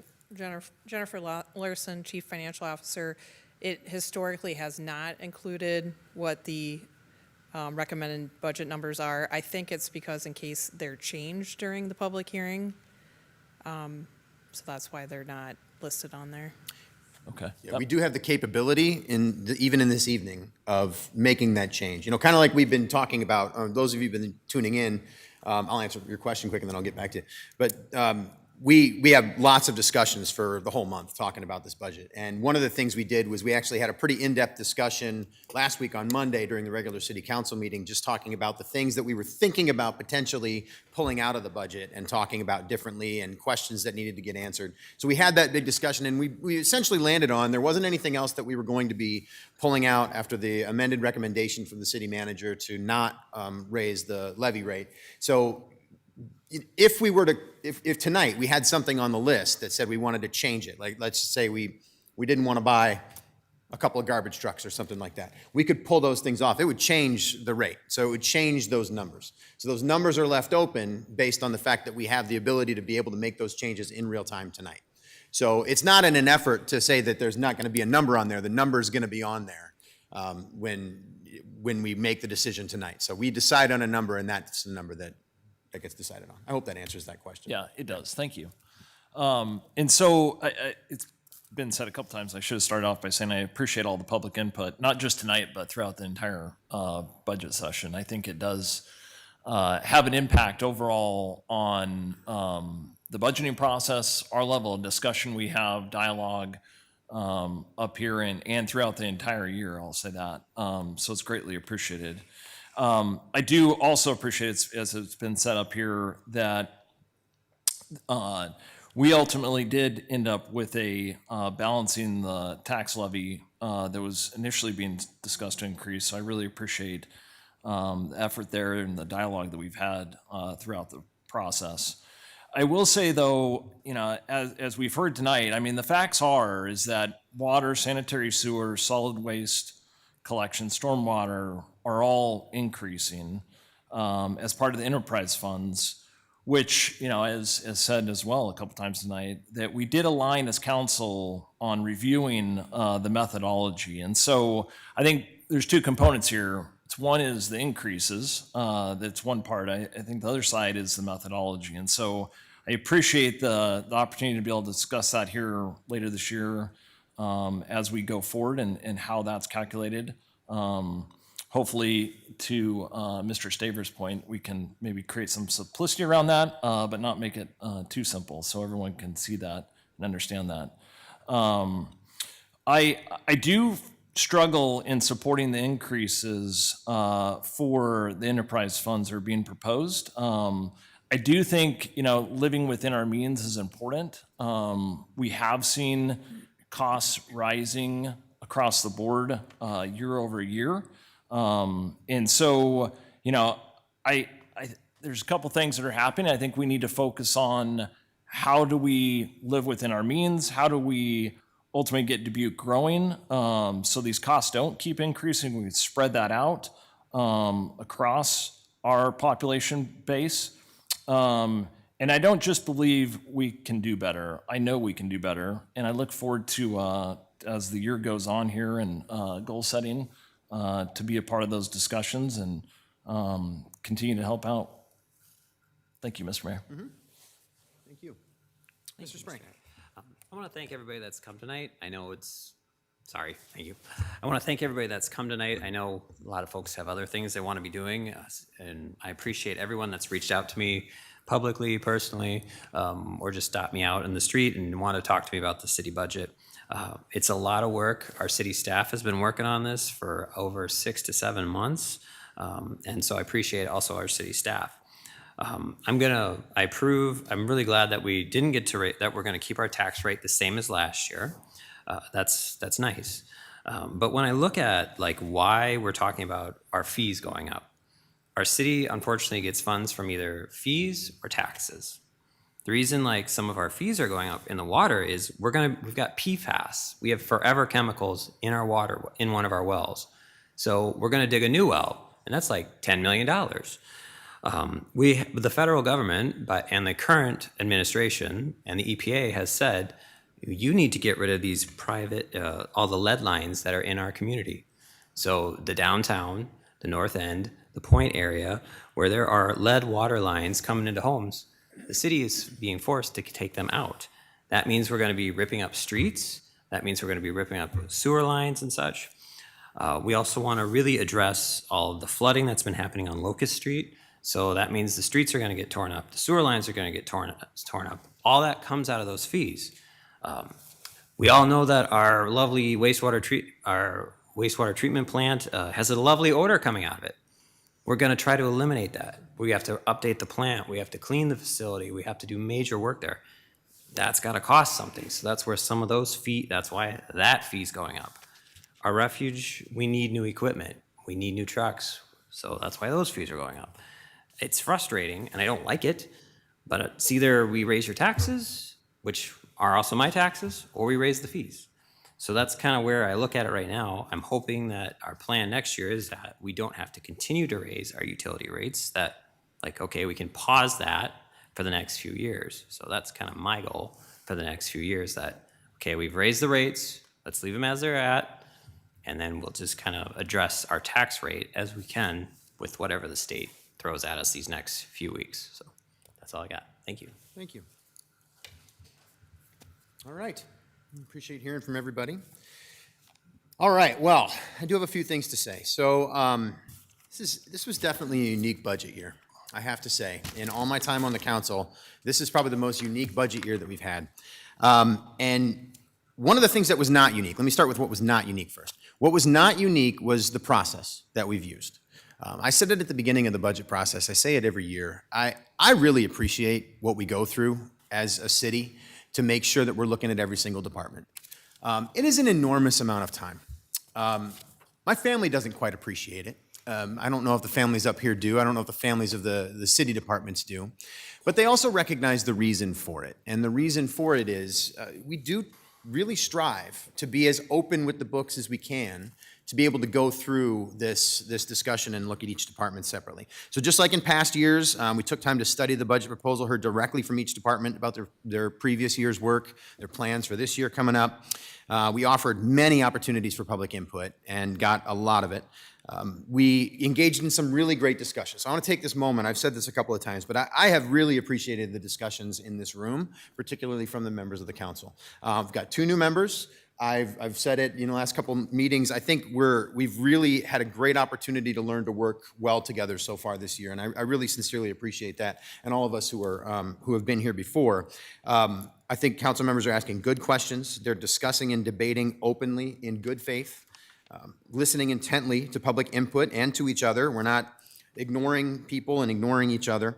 And we're focused on the facts. That's something that we have to be able to do. We have to focus on the facts at hand to be able to make a decision for everybody who lives here.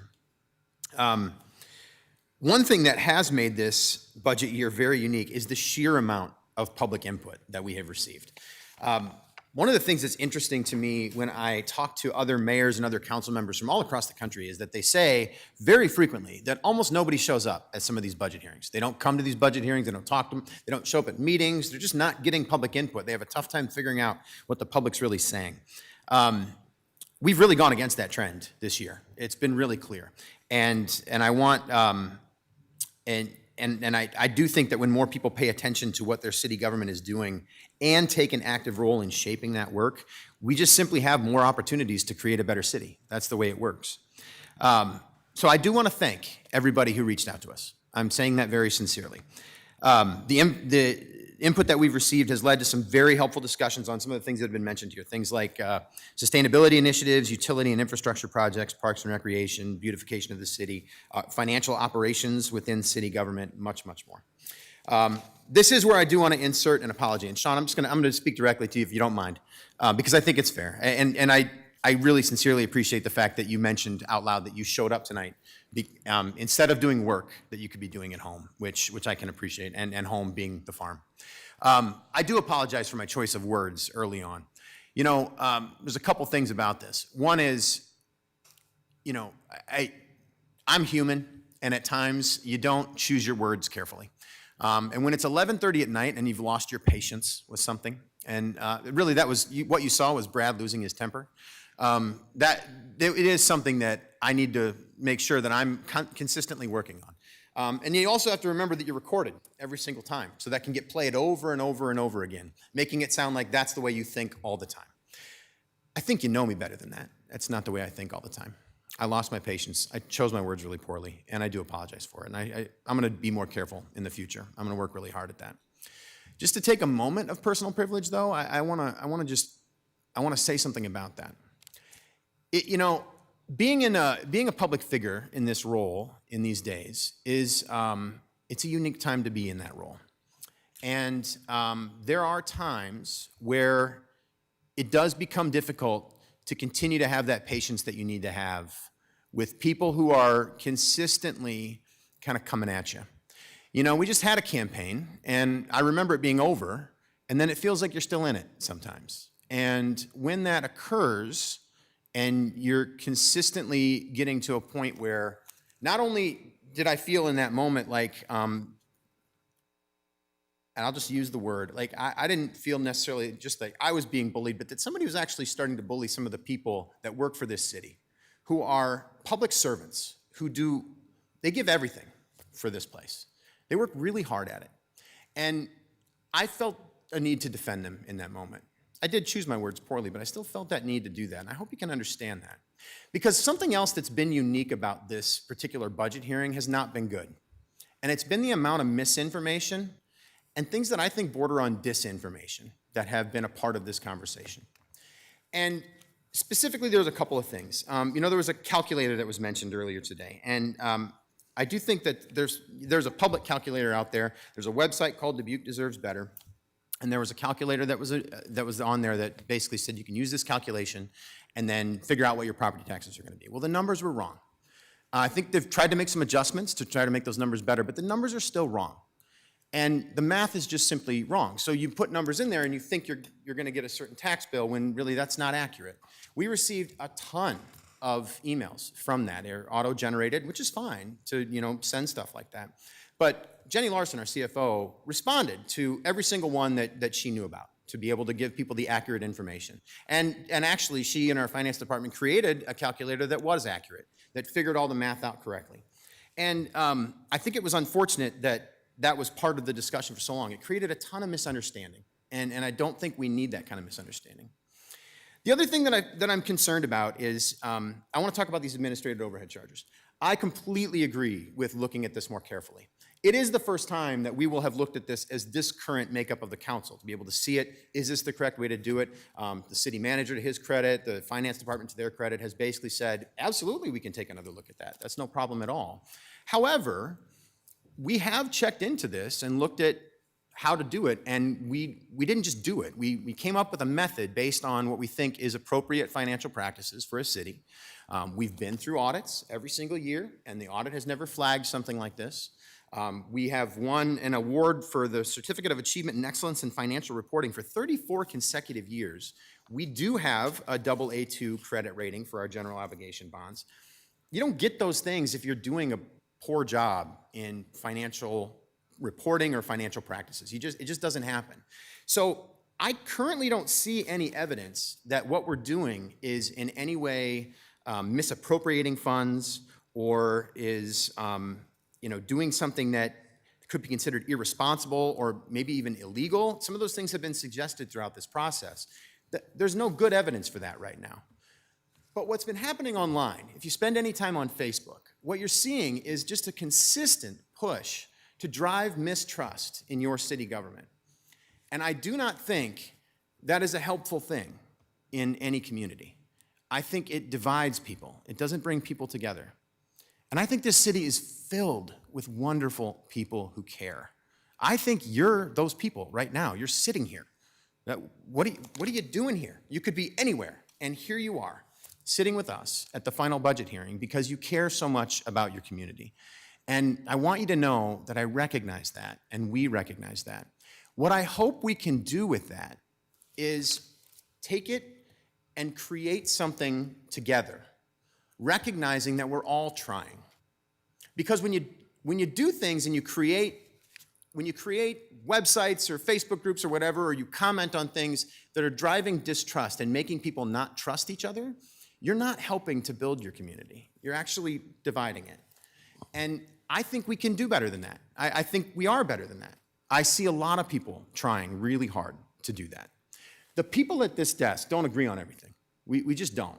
We see things a little bit differently. We bring some really unique perspectives to this discussion that we have. But what I can tell you unequivocally about the 7 people who are sitting here and then the other folks that sit with us is we care deeply about the city of Dubuque, and we care deeply about you. We could be doing just about anything else, frankly. But we do this because we chose to do it. And we chose to do it because we want to offer something to our city that's bigger than ourselves. And I think you do the same. And I really do hope that we can gather around that mindset as we go through into this next year. It sounds to me, based on the comments that we've just heard, that we're going to pass this budget tonight. That does not mean that we want to tax people out of their homes, that we want to make the fees so high that people can't afford to pay them. That's not what's going on. We're trying to do our best with the hand that we're dealt in many different ways. That means not only dealing with what we have here in the city, but dealing with what the state government tells us to do or takes away from us, or what the federal government tells us to do or takes away from us. We have all these different things we have to balance, and we're trying our best to do that here. I think we've heard you loud and clear that the pressure's real. And here's the other thing too. I don't know if you noticed this, but the pressure's literally changed in the middle of the conversation. A war started, gas prices started to shoot up. There's all kinds of things happening out there that make life pretty hard right now, and we know that. But all that said, when we pass this budget, I want you to recognize that we are going to do everything we possibly can to make it worth every dollar you have to spend on it. That's what we're going to do. That's what our job is, and that's what we're going to try to do. And as we do it, please keep coming and talking to us. You don't have to show up to talk to us, by the way. Do email us. I know that I've got a whole inbox of emails to get back to yet on everybody, and I'm going to respond to you. But please continue to have those conversations with us. Stop us in the grocery store. Talk to us at a restaurant, not when our families are there. If you could leave us alone when our families are there, that'd be really great. But catch us. I love going to night market. When you see me at night market, stop me and talk to me. Let's hang out for a few minutes and let's chat. Those are the kinds of things that you have access to in your city government. So please take advantage of that. Keep talking to us. And when you do that, recognize, let's start on the same place, that we both care about Dubuque and we're trying to make it better. We might disagree on how that is, but we're trying together. So I'd appreciate that if we could do that. And thank you for giving me these moments to be able to share this. Okay. So the motion here on the table is to receive and file and adopt the resolutions for amending the budget recommendation. Following this, just so everybody knows what's going to happen, we're just going to move right along. We're going to do this, and then we're going to start setting all those rates and things. If it's time for you to go, feel free. We just appreciate if you could exit quietly if it's time. If you want to hang out, feel free to hang out. But just know there might be some more discussion, but I think the bulk of it just took place. So just letting everybody recognize that. But thanks again for being here tonight. All right. Motion here is to receive and file, adopt these 2 resolutions. So Trish, would you call the roll, please? Leyendecker. Aye. Kavanaugh. Aye. Staver. Aye. Sprank. Aye. Roussel. Aye. Resnick. Aye. Wethel. Aye. That motion passes 7-0. Moving on to action items. Action item number 1, establishing water rates for fiscal year 2027. Mr. Mayor, Ms. Russell. I move to receive and file, and further move that the requirement that a proposed ordinance be considered and voted on for passage at 2 council meetings prior to the meeting at which it is to be finally passed be suspended. Second by Wethel. Motion by Russell, second by Wethel. We'll open for any discussion if we do have it, or any questions. All right. Motion is to receive and file and waive the 3 readings. Trish, would you call the roll, please? Leyendecker, Aye. Kavanaugh. Aye. Staver, Aye. Sprank, Aye. Roussel, Aye. Resnick. Aye. Wethel. Aye. That motion passes 7-0. Mr. Mayor, Ms. Russell. I move final consideration and passage of the ordinance. Second by Wethel. Motion by Russell, second by Wethel. Trish, would you call the roll, please? Leyendecker, Aye. Kavanaugh. Aye. Staver, Aye. Sprank, Aye. Roussel, Aye. Resnick. Aye. Wethel. Aye. That motion passes 7-0. Action item number 2 is establishing sanitary sewer utility rates for fiscal year 2027. Mr. Mayor, Mr. Sprank. I move that the requirement that a proposed ordinance be considered and voted on for the passage of 2 council meetings prior to the meeting at which it is to be finally passed be suspended. Before I get a second, would you mind putting receive and file on the front of And that receive motion? and file, yes. Thank you very much. Second. I got a motion by Sprank, second by Roussel. Questions or discussion? Trish, would you call the roll, please? Leyendecker, Aye. Kavanaugh. Aye. Staver, Aye. Sprank, Aye. Roussel, Aye. Resnick. Aye. Wethel. Aye. That motion passes 7-0. Mr. Mayor, Mr. Sprank. I move final consideration and passage of the ordinance. Second. Got a motion by Sprank, second by Roussel. Trish, would you call the roll, please? Leyendecker, Aye. Kavanaugh. Aye. Staver, Aye. Sprank, Aye. Roussel, Aye. Resnick. Aye. Wethel. Aye. That motion passes 7-0. Action item number 3 is establishing water and resource recovery center fee schedule for fiscal year 2027. Mr. Mayor, Ms. Wethel. I move to receive and file and adopt the resolution. Second? Got a motion by Wethel, second by Resnick. Trish, would you call the roll, please? Leyendecker, Aye. Kavanaugh. Aye. Staver, Aye. Sprank, Aye. Roussel, Aye. Resnick. Aye. Wethel. Aye. That motion passes 7-0. Action item number 4 is establishing stormwater management utility rates for fiscal year 2027. Did we do final? I'm sorry? Did we do the final? We don't have a final for 3. It was just Okay. to receive and file and adopt the resolution. All right, Yep, thank you. So number 4, All right. Mr. Ms. Mayor, Roussel. I move to receive and file, and further move that the requirement that a proposed ordinance be considered and voted on for passage at 2 council meetings prior to the meeting at which it is to be finally passed be suspended. Second by Wethel. And a motion by Roussel and a second by Wethel. Any questions or discussion? Trish, would you call the roll, please? Leyendecker, Aye. Kavanaugh. Aye. Staver, Aye. Sprank, Aye. Roussel, Aye. Resnick. Aye. Wethel. Aye. That motion passes 7-0. Mr. Mayor, Ms. Roussel. I move final consideration and passage of the ordinance. Second by Wethel. Got a motion by Roussel, second by Wethel. Trish, would you call the roll, please? Leyendecker, Aye. Kavanaugh. Aye. Staver, Aye. Sprank, Aye. Roussel, Aye. Resnick. Aye. Wethel. Aye. That motion passes 7-0. Action item number 5 is a 5-year street construction program for fiscal year 2027. I'm sorry, 2027 through 2031. Trish. So sorry. Mr. Mayor. Mr. Question.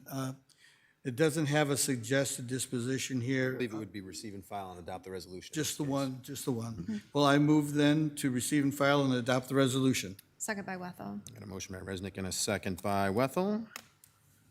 Trish, would you call the roll, please? Leyendecker, Aye. Kavanaugh. Aye. Staver, Aye. Sprank, Aye. Roussel, Aye. Resnick. Aye. Wethel. Aye. That motion passes 7-0. Action item number 6 is establishing solid waste utility rates for fiscal year 2027. Mr. Mayor, Mr. Sprank. I motion to receive and file, and I further move that the requirement that a proposed ordinance be considered and voted for on the passage at 2 city council meetings prior to the meeting at which it is to be finally passed be suspended. Second. Got a motion by Sprank and a second by Roussel. Trish, would you call the roll, please? Lindecker, Aye. Kavanaugh. Aye. Staver, Aye. Sprank, Aye. Roussel. Aye. Resnick. Aye. Wethel. Aye. Motion passes 7-0. Mr. Mayor, Mr. Sprank? I move for final consideration and passage of the ordinance. Second. Got a motion by Sprank, second by Roussel. Trish, would you call the roll, please? Aye. Kavanaugh. Aye. Staver, Aye. Sprank. Roussel. Aye. Resnick. Aye. Wethel. Aye. Motion passes 7-0. All right. I believe that brings us to the end of the budget season, so thanks again to everyone for being here and all your participation. Thanks particularly to the staff who spent so much time with us these last couple of months. We really do appreciate your work. There's no further business, so we are adjourned.